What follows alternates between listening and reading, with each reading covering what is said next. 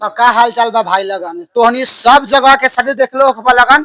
विवाह भवन में के शादी देख लो ओखबा लगन, होटल में के शादी देख लो ओखबा लगन।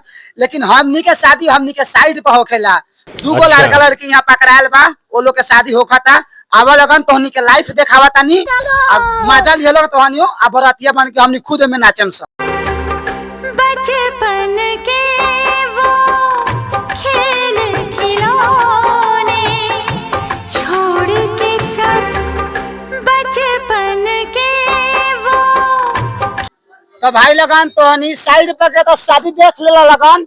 अब देखा लगन लड़का और लड़की आ दुल्हन केंग नाचतिया आ बरातिया अगला वीडियो में।